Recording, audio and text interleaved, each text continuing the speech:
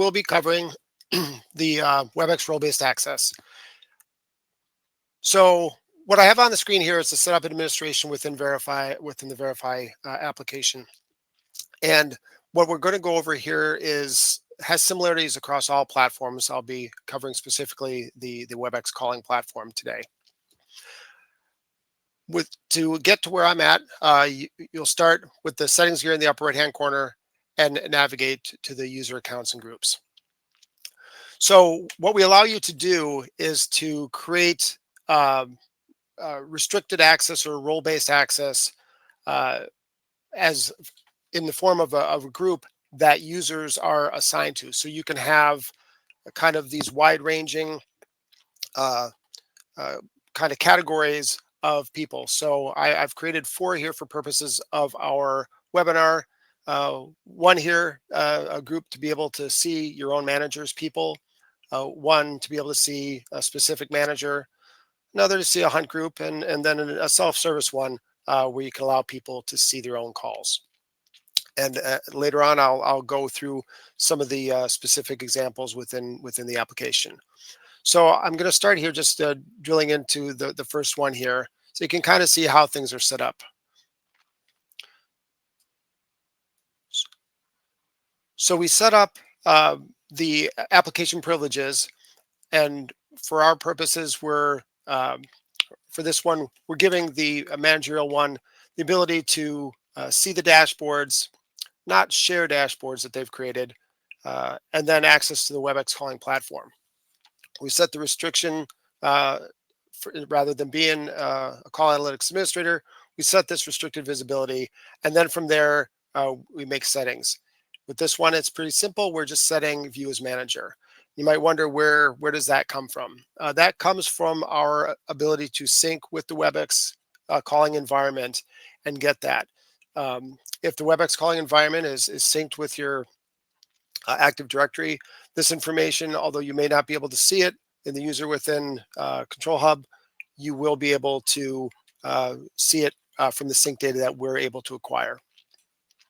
So for this one, we're viewing as manager. We're not allowing them to schedule reports, but we're allowing them to access share reports. And so you have total control over which selections you make. And up above here is where you get to assign users. So there's still a place for users. We create the groups and then we can assign users to them. In this case, we have Sarah Thompson assigned to this group. And in a few moments, we'll try logging in as Sarah. Going to cancel here. Then the next one, and this is one of the most powerful aspects of our role-based access for this, see a specific manager. And this could really be anything that you can build a criteria set around. Here we have the restricted data visibility set again. In this case, we have search set restrictions. And so by having this defined, we're specifically saying whether a person has this Moses Batista as their manager or not.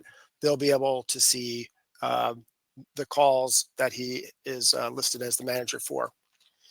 And if I go over to the public search sets, so we get here by going from the call analytics reporting into the configure section, and then right there is the public search sets. So I've created a public search set here for Moses Batista, and that's just like you'd set up for a history lookup or a report. You'd simply set up your criteria, and in this case, I just looking at both sides, the calling or called party for the manager user. And you can get as elaborate as you want here if you wanted to have multiple criteria or assign additional managers. That's all within your power. So you can see how you can really cater the access with a public search set however you want. You get that granularity to limit. So I have another one here for a hunt group. We'll just jump in there since we're in this section. I just set one up for this Casablanca office hunt group. And again, I just assign that. So you're probably wondering, how do we get that assigned, or how do we actually apply those? I have a little incognito window here that I'm going to use to log in. So earlier I pointed out that Sarah Thompson. So I'm going to see if I can get logged in here. It's a little tricky trying to do two in the same.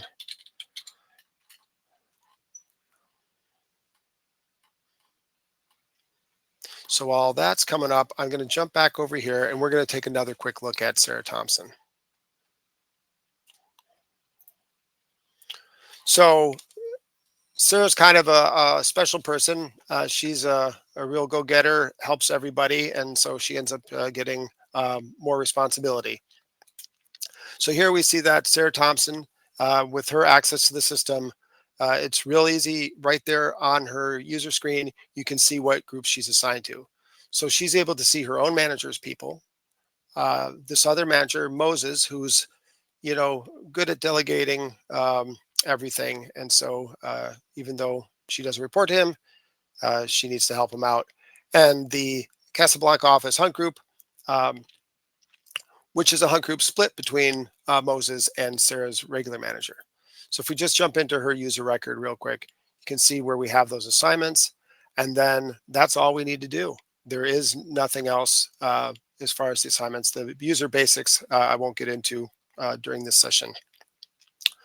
So here in that incognito window that I have,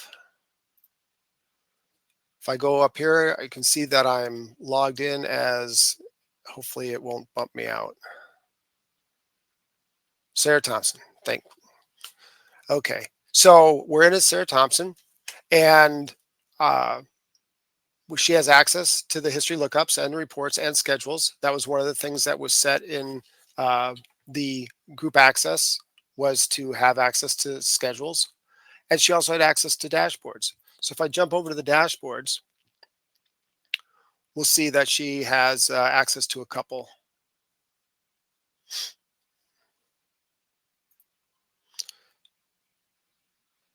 So under the employee self-service dashboard, this is one that myself as the administrator, created to roll out to people with restricted access.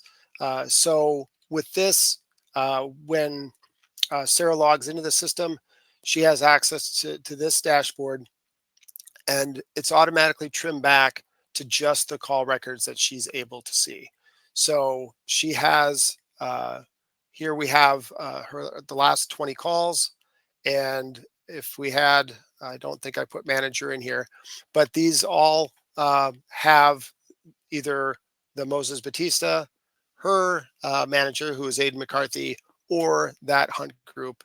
And so you can build out other widgets around that to show directional distribution, time-based things, and they're all automatically restricted to what Sarah is allowed to see.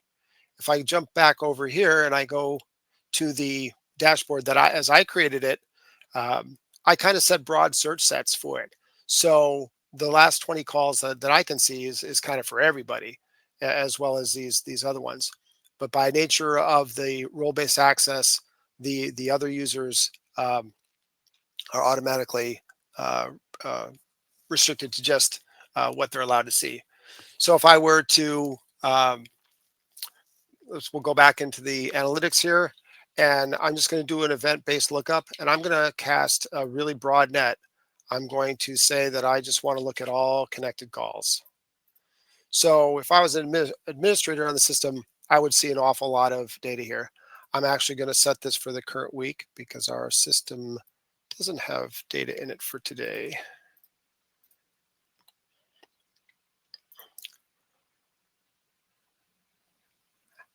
And so we saw in the lookup that Sarah has access to Moses, Aiden.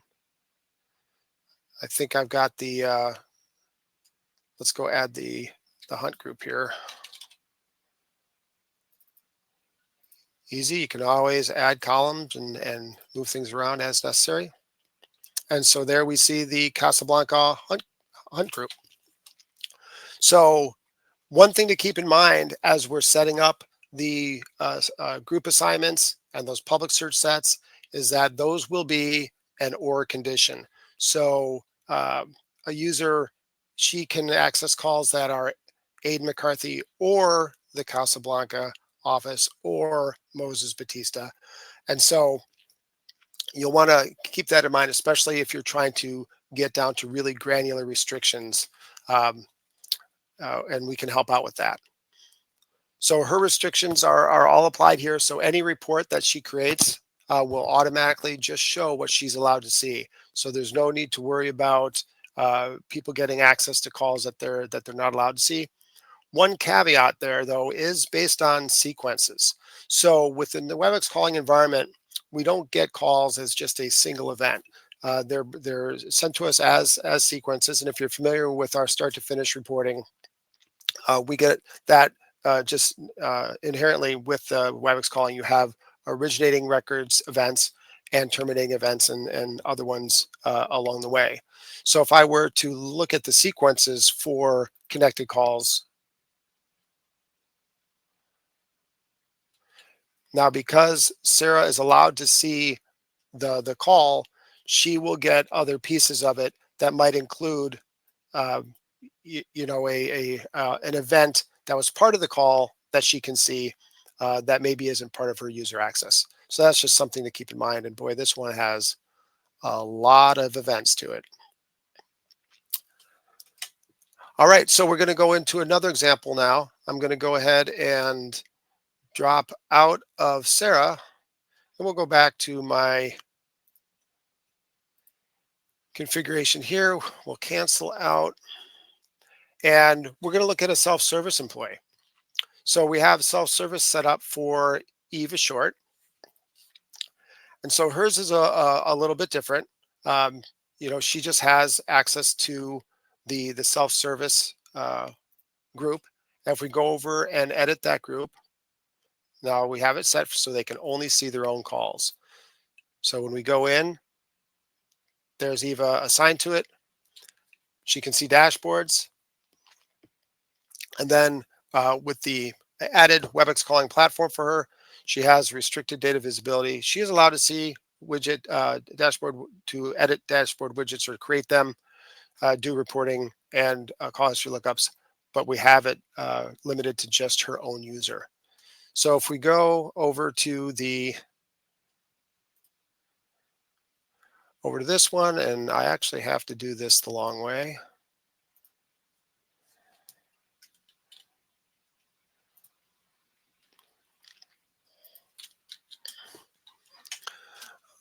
I got it off to the side here.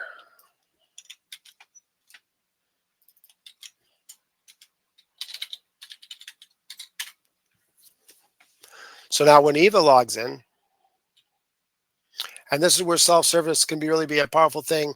Instead of just providing reports that people come back with questions, or maybe they want the extra information, by giving them this kind of self-service access, Eva now can go and say, I want to see my calls. And so if I wanted to, we're just going to cast a huge net here. We're going to just look at total calls. So for an administrator, we would see a lot of data.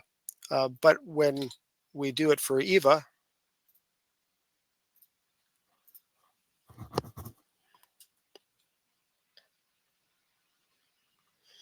we're just seeing a handful of calls. So we have Eva here, and because I did it as events, she may be buried in, because it's showing us the first event. I'm going to switch over to sequences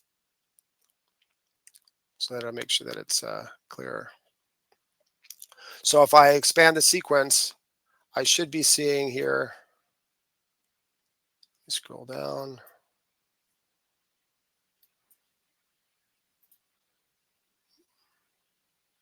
We have the calling party name, called party name.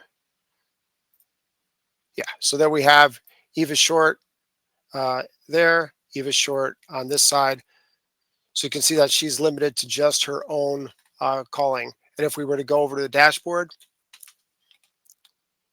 here I'll jump back to this guy for a second and show you within the dashboards, this dashboard now that I've curated, within the sharing capability there, I have shared this dashboard with Ava Short and Sarah Thompson.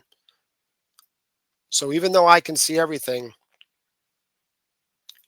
when she's logged in now, she is just seeing her calls. So her last 20 calls, and I set it for the previous week because I don't have current day. Normally you'd have this maybe for the current and previous day. And it shows her most recent 20 calls. So she can have access to that. She can, resize. She can do what she wants as far as the visual setup of her dashboard. And because we gave her access to dashboards, she could go ahead and make a copy of it and then do more with it, perhaps create more widgets. But through all of that, she's going to be limited to just what she's allowed to see. All right, so I'm going to go ahead and we'll log out as Eva, and we're going to go through the exercise of creating one more user. So back here, this is my administrative section here. We're going to go ahead and do one more. I should have canceled out of that. One more. So each of the people that I've gone through so far have been assigned to user groups. So we have Eva to the employee self-service, and we have Sarah assigned to all three of these. So for this new one now, we're going to go ahead and create another entry for a user. And this one is Adeline Compton. So ahead of our call today, I went and kind of checked some of her information. So we'll just plug that in there. And then rather than assign her to a group, we'll set up her privileges manually here. So we'll go ahead and we'll give her access to dashboards. We won't let her share them. And then here's where we'll give an example of adding a platform. So here I'm adding the Webex Calling platform. I'm setting up restricted data visibility. Give access to the, all of these here. We're not going to allow her to schedule or access shared reports, but she can still create and manage her own reports and just run them ad hoc. And then we'll have view as her own user. And maybe, just for grins, we're going to go ahead and throw in another manager that I'd created that hadn't been assigned yet, Baron Cordova. So up here, I do need to give her a password.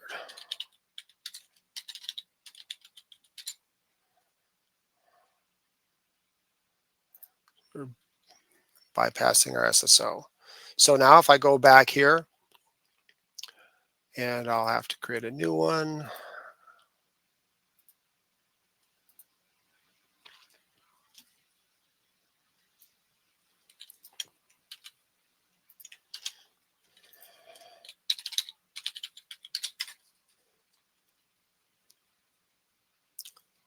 So now we've set her up as strictly just a user. She doesn't belong to a group. We're going a different route for her. So here we are. We've landed in the Webex Calling platform. That's the only one she has access to.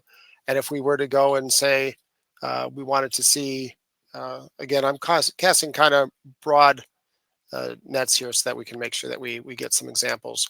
And again, I'm just going to go with the connected calls. So she wants to see her connected calls, or we'll do answered calls for her. Pretty close to the same thing. And again, we'll do the current week. Dynamic searches everywhere, so you don't have to always scroll to get where you need to go.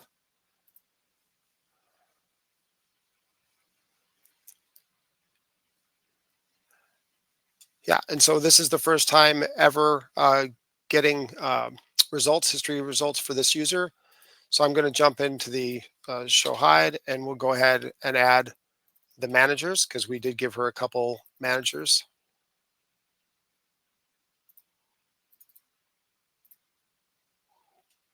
Yeah, we'll bring this up. There we go. And now we can see that we have the Baron Cordova in there. Yeah, throughout this, I'm looking for one maybe where there isn't, although I think maybe she is, Baron is her manager. So some redundancy there in overlap. Now, if we go to dashboards, she doesn't have anything here. But if she wants to create a dashboard,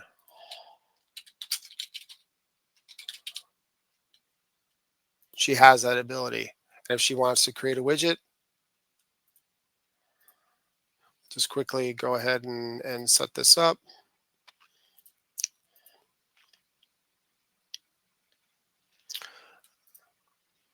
She just wants to map out her calls by date. We'll add a couple stats here. And then for the search set, it almost doesn't, we can really just say we want to see everything. Although the more you trim this down, probably the better. But we'll do total calls for purposes of the demonstration today. And then our time period, let's say that we want to do months. We'll do the current month. We'll exclude Saturday and Sunday. And we'll go ahead and put a restriction on here that it's just, the 12 hours of the business day. Whoop.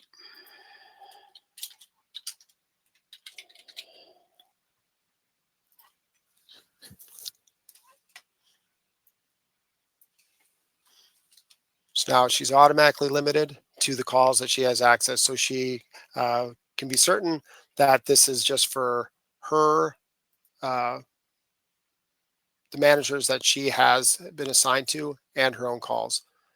So I just quickly made a copy of that. And for demonstration purposes, we'll go in and we'll change this to a grouping stats. We'll group by the manager. And we'll make this a nice little clean last name, first name. And we'll save that. We need a few stats again.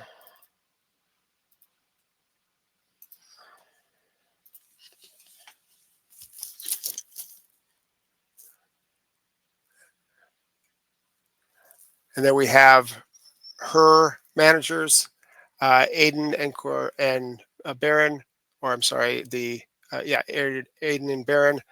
And then these other ones are going to be along with the other events within the calls.